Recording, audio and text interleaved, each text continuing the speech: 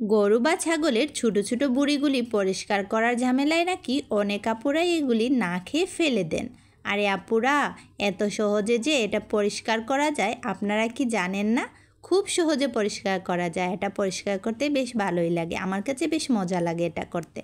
আমি একটা টেপের মধ্যে একটা পাইপ ঢুকিয়ে নিয়েছি, আর পাইপের মধ্যে আমি দেখিয়ে নিয়েছি খুব সুন্দর করে বুড়ির কিছুটা অংশ ঢুকিয়ে তার মধ্যে বেশ পানি ঢুকিয়ে আমি হাত দিয়ে চেপে চেপে চেপে চেপে এক কর্নার থেকে অন্য কর্নারে পানিটা বের করে নিচ্ছি।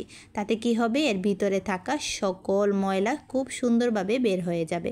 অলরেডি দেখতেও পারতেছেন পানিগুলি কেমন গুলাসা গুলাসা হয়ে গেছে। তো আবার সেম প্রসেসে আমি এরকম 3-4 বার করতে থাকবো। তাতে কি হবে, ভিতরে যত ময়লা আছে সবগুলি সুন্দর মতো বের হয়ে যাবে। আর এটা করতে আমার কাছে সত্যি অনেক ভালো লাগতেছিল। আর এটা খুবই মজার একটা ব্যাপার, মানে খেলা করতেছি এরকম লাগতেছে। তো আমি এরকম করে 3-4 বার বারবার, মানে যত ধুবেন তত পরিষ্কার হবে সুন্দরভাবে। এরকম করে আমি সেম প্রসেসে 5-6 বার ধুয়ে নিব। তো যে আপুরা মনে করেন এটা খুবই কষ্টের ব্যাপার, এরকম করে দেখতে পারেন।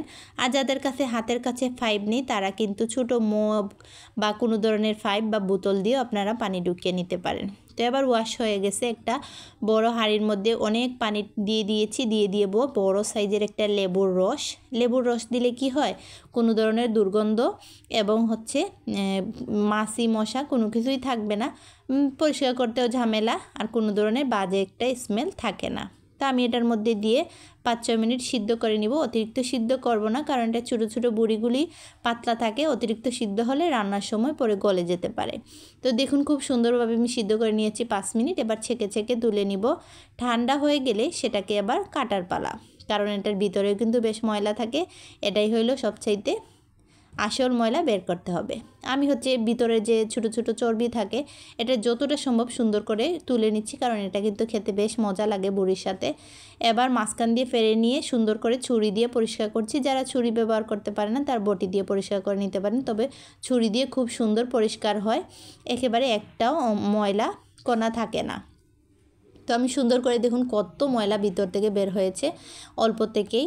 তো আমি সুন্দর করে এরকম করে পরিষ্কার করে নিয়ে একটু ছোটো ছোটো করে আমি এটা খেতে আমার পছন্দ। তো আপনারা একটু বড় চাইলে বড় করে কাটতে পারেন। আমার কাছে মনে হয় একটু ছোটো ছোটো করে কাটে পেঁয়াজ বেশি করে দিয়ে ভুনা করলে কিন্তু সেই স্বাদ হয়। তো আমি কিন্তু সাথে একটু চর্বিও দিয়ে দিচ্ছি, কারণ এই চর্বিটা কিন্তু ভীষণ ভালো লাগে বুড়ির সাথে। অল্প একটু চর্বি মিশিয়ে রেখে দিলে ফ্রিজে অনেক দিন রেখে খাওয়া যায়, আর খেতেও কিন্তু দুর্দান্ত লাগে। আপনারা চাইলে ফ্রিজে রাখার সময় আবার একটু লেবুর স্লাইস দিয়ে রেখে দিবেন, 1 বছর পর্যন্ত রেখে খেতে পারেন। খুব সহজে একদিন আপনারা ট্রাই করে দেখবেন।